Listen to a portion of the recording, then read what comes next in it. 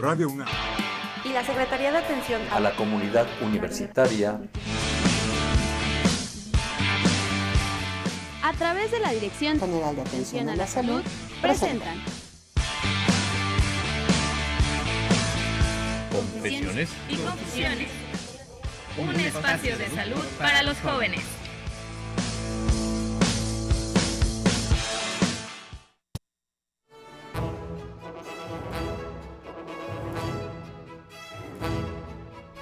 Muy buenas tardes en Confesiones y Confusiones. Soy Guillermo Carballido. Muchísimas gracias por permitirnos arribar hasta el mismo lugar donde ustedes se encuentran.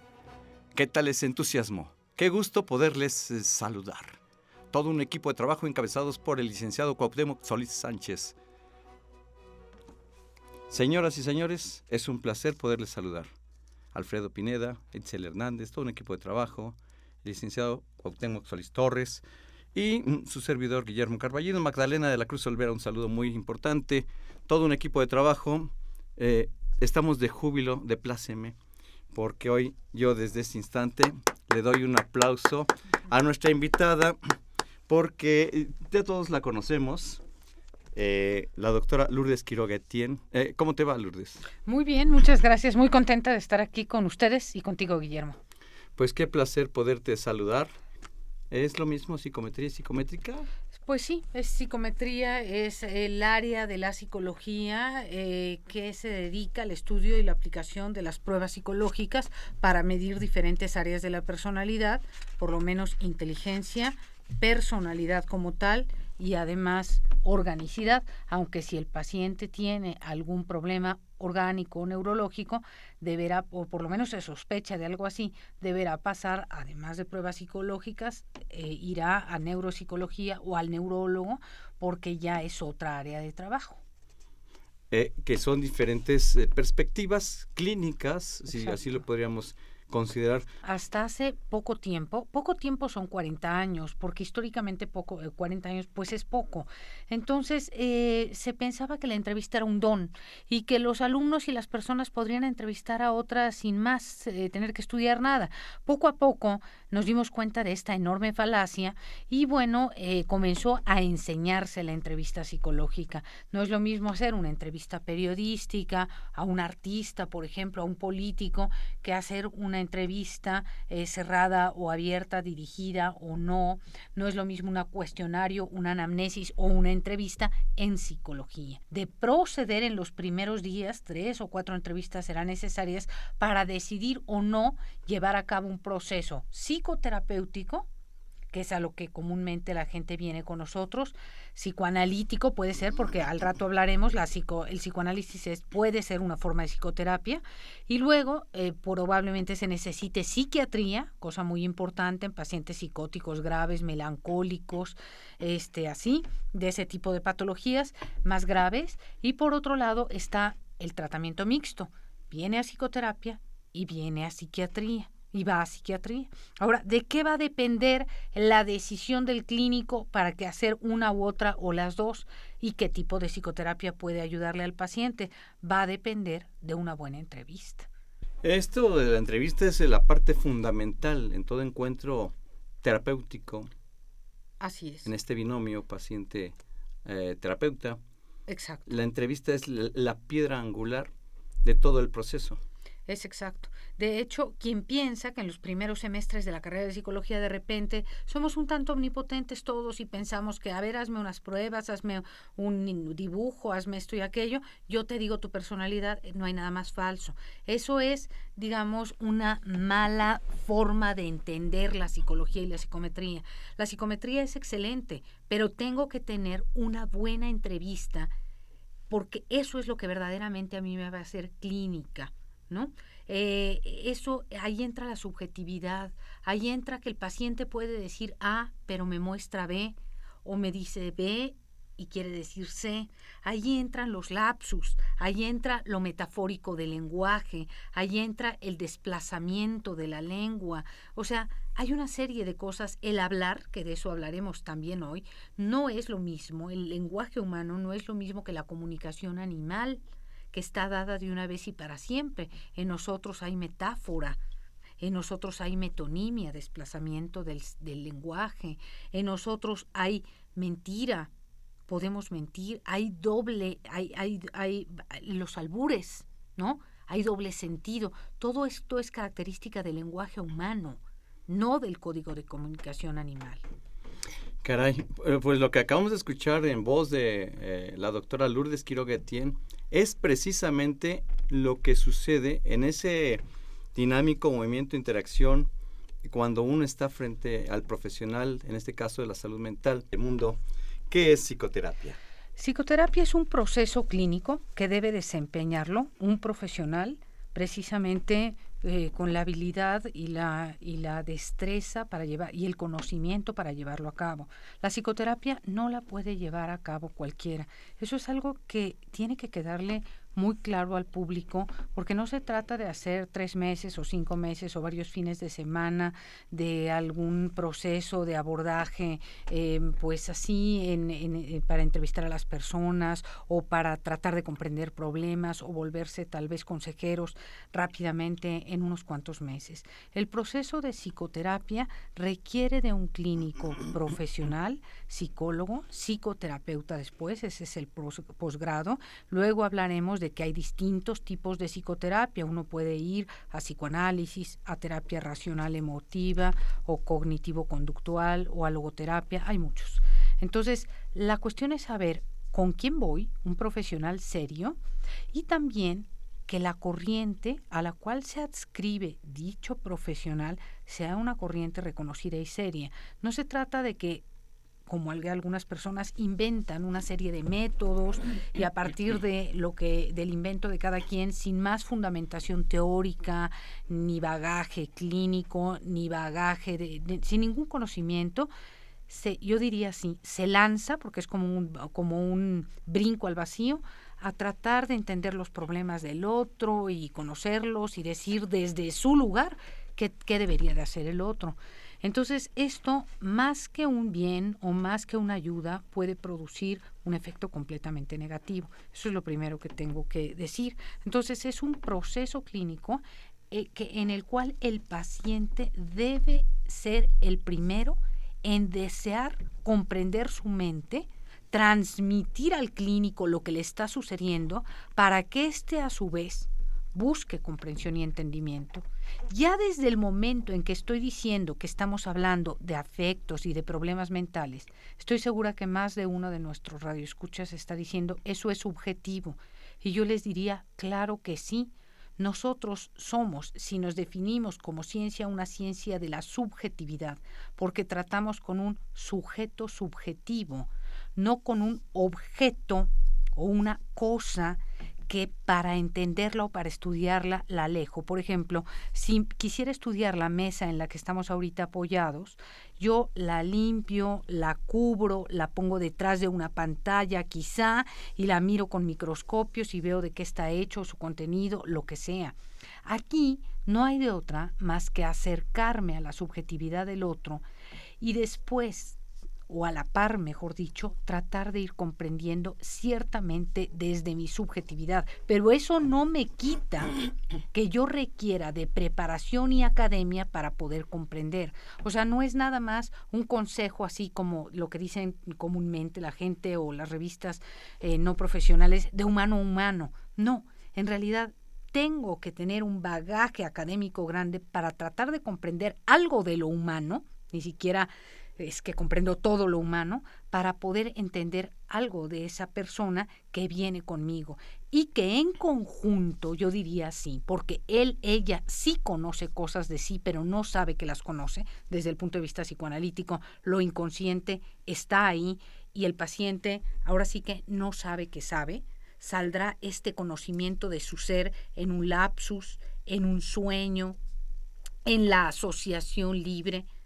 Todo su saber va a salir ahí y el clínico va a ir marcando algunas cosas, interpretando otras, tratando de aclarar, y a la hora de aclarar el paciente se aclarar y aclararse, ¿no? Todo este tipo de cosas son las que ayudan a encontrar algo nuevo en el paciente, que no es nuevo, en realidad es un descubrimiento de algo que ya tenía, porque nosotros los clínicos no somos magos para inocular, poner dentro del paciente algo que él no quería y ahora es asesino cuando no lo era. Eso es imposible, no soy maga, ni los clínicos, ninguno somos magos. Entonces, con el paciente vamos descubriendo cosas que él de momento desconocía para quizá y solo quizá construir una historia distinta para él, para que frente a su historia el paciente se ubique en otro lugar en el que no sea humillado, agredido, molestado, o en el que él no sea un sádico, un perverso, un deprimido. O sea, la cuestión es, no voy yo a cambiar a alguien y a cambiar casi la esencia de las personas, si es que existe la esencia, para nada. Simplemente vamos a trabajar con lo que el paciente trae en un proceso de psicoterapia. Psique es alma, el alma humana. En Occidente se pasó por mente, ¿no? Entonces nosotros somos, digamos, los psicólogos, psicoterapeutas y psicoanalistas, entendemos y trabajamos clínicamente lo mental, no lo cerebral. De lo cerebral se encargan los neurólogos, los neurocirujanos, el médico. Nosotros entendemos lo mental. No decimos que lo cerebral no existe ni tiene importancia, claro que no. Por eso, ahora al avanzar el programa veremos que a veces sí se necesita de un neurólogo, o de una neuropsicóloga o neuropsicólogo, o de un psiquiatra que ayude, coadyuve, que hagamos un equipo para tratar de que el paciente salga beneficiado de todo este proceso. Entonces, eso es en general psicoterapia, y un punto importante, el paciente es el primero que tiene que desear ubicarse en otro lugar, construir otra historia o seguirse lamentando por el resto de sus días de la historia de infancia que le tocó y decir que por culpa de su papá, de su mamá, de su hermano, de su tía, de su abuela, él está como está. Bueno, puede seguir ahí sentado en una banqueta llorando o tener fuerza para hacer algo nuevo con su vida. Pero eso, y a pesar de que los padres nos hayan querido mucho, eso no quiere decir que haya padres perfectos o que no tengamos marcas en lo negativo o hacia lo negativo, porque además los padres pueden esforzarse muchísimo, pero punto número 1, los padres no son perfectos. Punto número 2, yo constitutivamente traigo también aspectos, vamos a decir así, de malignidad. Así como traigo una capacidad de amor, traigo una capacidad de odio.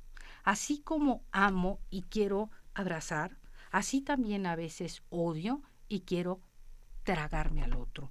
Y el pequeño bebito lo vemos dar un beso o chupetear, y luego lo podemos ver mordisquear, atacar con sus manitas, escupir y vomitar. Todo eso es parte constitutiva del ser. Y entonces nosotros, en psicoanálisis, lo que decimos es, lo primero es el egoísmo, lo primero es el principio del placer. Al bebé no le importa que la mamá esté cansada, esté aburrida o ya lo haya atendido muchísimas horas. El bebé exige más y más y más, y no por malo, sino porque él necesita todo esto y exige de la madre su alimento, su presencia, su mirada, absolutamente todo. Y entonces el bebé en esto es inclemente, sin saberlo. Y luego vamos siendo niños y también queremos todo para nosotros mismos. Veamos a dos pequeños niños y uno tiene una paleta y le arranca la paleta al otro y quiere las dos, todo para mí. La mamá y el papá van educando para limitarme. En ese sentido, primero fue esta situación, este afecto egoísta, inclemente, y después nos van limitando y nos van haciendo devenir humanos, diría yo. No nacemos humanos, devenimos humanos. Nos ponen reglas, nos ponen límites, nos dicen que la mamá dice, si no haces esto, no te voy a querer, o vas a ser un niño, a veces le dicen un niño malo, que no debería de decirse eso, sino en realidad hace una acción, lleva a cabo una acción mala. Pero en fin, la mamá, sin quererlo o queriendo, y el papá también, le hace saber al pequeño que para tener su amor necesita portarse bien, ser un niño educado, hacer una serie de cosas, querer a su hermano. Y entonces nos sometemos. Y entonces nos educamos y pasamos a ser humanos, y entonces no comemos con las manos, no escupimos, y si yo quiero algo de ti, te lo pido en vez de te lo arrebato como el pequeño niño. Entonces, por eso digo, devenimos humanos. Toda esta historia nos marca, nos puede marcar para mal y para bien, no solo por los padres, sino por lo que yo ya traigo. Ahora me voy al último punto para pasar a lo que sigue. Y el último punto es que nosotros, a pesar de que hayamos tenido padres que no nos hayan dado lo suficiente o nos hayan dado inclusive cuestiones o poco afecto o rechazo o lo que ustedes quieran, nosotros tenemos una responsabilidad sobre nuestra propia existencia. Y llega el momento en que es necesario tomar nuestra vida en nuestras manos y decir, pues a pesar de todo, la vida vale la pena y hay que vivirla lo mejor posible. ¿A dónde tengo que ir para hacer eso? ¿Nosotros podemos hacer eso? Nosotros podemos hacer eso. Ahora me toca a mí, ¿hacia dónde tengo que conducirme? Nosotros podemos hacer eso. Señalaste en inicio que apenas entrando el tema, señalabas, el paciente primero debe comprender su mente. Ay, caray, pero ¿cómo le va a hacer? Por eso está en el conflicto. Claro. ¿Cómo ocurre que pueda comprender para poder acudir con el profesional de la salud mental? Nadie acude a una psicoterapia si no tiene un conflicto. Voy a poner el ejemplo más fácil. Si yo o una persona es muy agresiva y se ha divorciado 3 veces, sus hijos lo han abandonado y no tiene amigos, quizá es el momento en que dice, ¿sabes qué? Esto no me está llevando a nada, quizá alguien le dice que ve a terapia, haz algo, eres muy agresivo, por eso estás solo. Cuando siente la soledad, cuando llega a casa y dice, ¿qué he hecho con mi vida? ¿Qué diablos he hecho? Quizá diga, necesito ayuda. En ese momento va a ir. Pero es solo él quien puede tomar conciencia de esto. Si alguien le dice, eres muy agresivo, hay quien dice, pues así debe ser la gente, porque si uno no es agresivo es tonto y a los tontos les ven la cara. Punto. Eso no se llama, ahí no hay un síntoma. El síntoma se llama egodistónico, en distonía con mi yo. O sea, me molesta, hay algo de mí que me molesta. El rasgo de carácter es egosintónico, en sintonía con el yo. Me siento bien, está bien, hay que ser agresivo en la vida porque si no los demás son tontos o te van a ver la cara. Eso es rasgo de carácter y es egosintónico y no va a ir a terapia esa persona. Por ejemplo, el psicópata, un narcotraficante, un asesino, él no tiene conflicto. Él no tiene una culpa que lo persiga, una culpa reparatoria que lo lleve a tener pesadillas y a decir que mató a alguien, para nada. Los que tenemos idea de que esa persona tiene un conflicto mental somos los demás, los que podemos sufrir su violencia, pero él no tiene ninguna conciencia de enfermedad, por decir así. Así que ningún psicópata va a ir a una psicoterapia a que le quiten un conflicto que no tiene.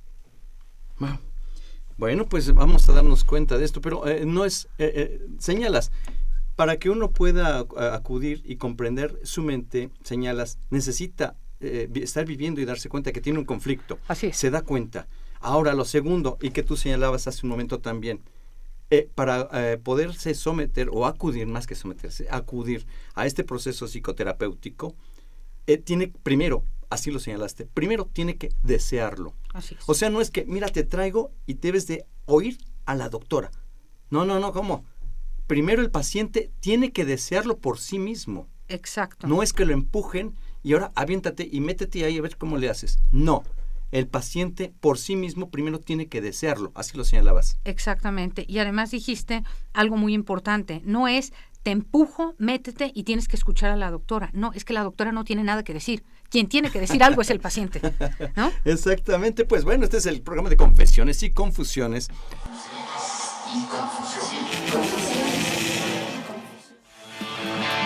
Radio UNAM y la Secretaría de Atención a la Comunidad Universitaria